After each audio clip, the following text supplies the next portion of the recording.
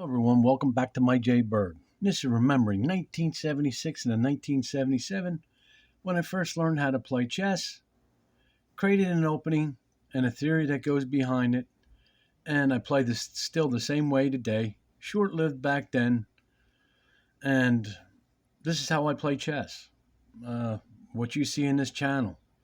Yes, you might see some other games that look different, like that 1900 game, but I was forced and I try some different things with other ways. Yes, it's true, but for the most part of the whole thing, you obviously can see how I like to play chess and how I like to move my pieces around on these three rows and so on. I mean, you know, and I'm in white. Let's get to it. And this is Nightbird, Night's Waiting to bot 2000, game 86. No errors, no assistance, no help whatsoever. Just like if it was 1977 right now. And let's do it. Let's see how I used to play. Now, D3, D5, E3, E5, B3, E7, B2, H6, D2, C6, and E2. There's your Nightbird. That's one variation, like you've seen it Vichettoed here. Or you can Vichetto this one. Well, if you Vichetto this one, then this bishop, it'd be the reverse. Or this knight would come up here and over here instead of there. Then that's a special kind of reverse Nightbird. But there's different ways you can end up in this similar positions like this. Okay, after E2, F5, H3, castle, A3, B8, B4. Now, this thing goes strange. Everything's normal. Everything's done, fixed, okay? And I wait. You take notice. I wait. I don't castle. And this is a different way how I approach this, too. See, it's crazy. It just depends how I feel and how I do things. And let's go on. This program, I think it knew it lost, so it did what it did, and it gave it a shot, and it didn't, and it lost. But after B4, E4, D, whoops, come on now. I went D4. After he went E4, I went D4. Then he goes A6. Okay, I like it. Look at this. Everything's closed over here. This I want to open up and flood it through. I like it. It looks good. This is a beautiful thing. After A6, I go C3. He goes back E6. A2. I'm going to double up and push my pieces right up through and then move my pieces around. Like maybe this would go over here. This is going over here. Then maybe this comes down. This knight goes over here. And then we just move. But let's see what happens after A2. He goes F5. Queenie over A1. He goes G6. A4. He goes G5. I just moved back, F1. Big deal. Now watch. You see, he likes doing this stuff, and I couldn't believe it myself. He's going to come here, takes, check, and then what's going to happen? I was actually lifting my eyebrows up a little bit when he started playing like this. And then he does something else over here. Let's go after F1. Oh, B4. B4 takes. Then he goes this way. E3 takes E3, takes E3. I go E2 into the Knight's Waiting right here.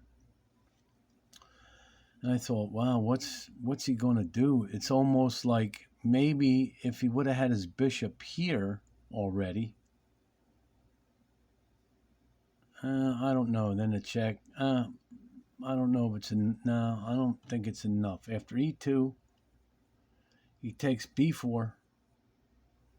I go C3, D6, A5, Still, you got to be careful and watch everything. One wrong move here, and he can clean me up, and I can be in some deep trouble. After a5, g3, d1, d3. I took that right away. I looked, I said, well, what's he going to do? I got to get rid of the pressure. You can't take anything. And so after g3 takes g3. I go b3. He goes g8. I go c5. He goes e8. And once I see him moving around back here, he don't know what to do. After e8, a3. He goes e3. I go b2. Now I got all kinds of things going here. I could take this with the bishop. He can't take because the queen's here. I got a knight here. What does he do after b2? Bishop back c8. Still could take that pawn. There's nothing he can do about it, but I didn't do that. I'm trying to finish it off. So after c8, I go bishop e2. I don't know what I was thinking here, to be honest with you. Now, I seen that, but I honestly don't. I'm not sure what I was thinking. I really don't. After e2, a8, I go a1, but I knew I was going to go like this. After a1, takes g2, rook e over e1, takes h3, and my nerves, you know what I mean? That's what I'm saying, why that's happening. But I guess I just wanted to stop this. Maybe that's what it was. Didn't want that pawn to get pushed. After h3, b1, d6, but I know what I'm doing. b7, b6, b6 takes, b7 takes c7, takes c7, b6 check, d7, bishop a5, f6, bishop a6, e7, c5 check, f7, takes c8, e2, d2, takes c8, check, b7, g8, e7, h6. Where do I go? d3. You can't get me no checks here. He could come down here, but maybe I just take it. I got a queen here. These two are batteried. After d3, he goes f8. I take e2, h8, b4, a8, check e8, queen f8. The only way, if he takes it, I have a rook here, it'll be check. Then he'll have to give up his queen for nothing in this game.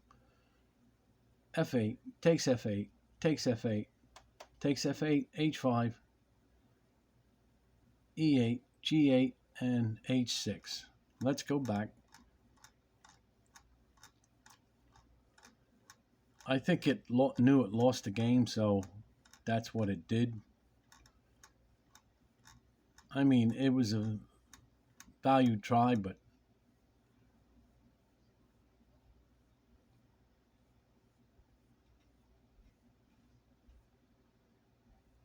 and I don't recommend castling the other long way unless you got a plan. Unless you got a serious plan to work your pieces a certain way and then castle the other way.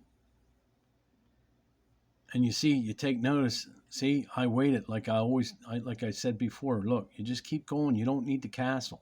There's no hurry to go anywhere because it leaves him undecided what's going on. I just move that back. No hurry. But see, he takes. He knows already what's coming right here.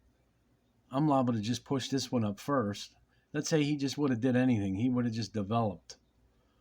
I would have pushed this one first, so he can't pass, and then push this one up next. So then even if he moved the knight, well, then he's either got to take it or I'm going to take him and things are going to open up and it's not good already. Then he's going to bring his pieces back over here. So that's why I think he just did this. You know, at first I thought he might have really had something. And then at this point, I don't see it. I'm looking. I just don't see it. How many pieces can he possibly sacrifice?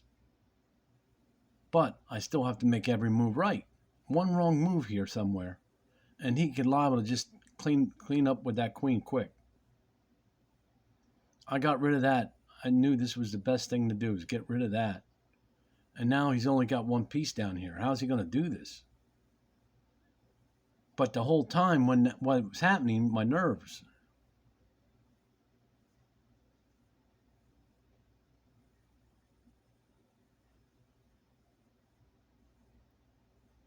That's why I moved the bishop up. I was afraid he was going to keep pushing, and then I would have been sacrificing. He would have got this piece.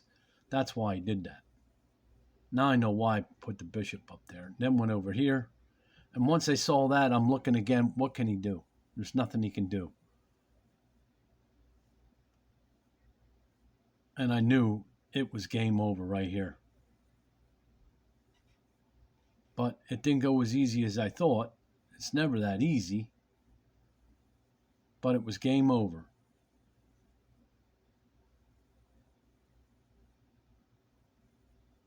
Even though my queen was threatened.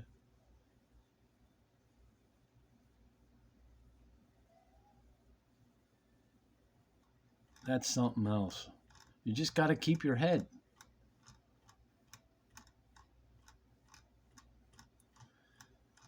All right, let's see the opening again a little bit where he started to attack. And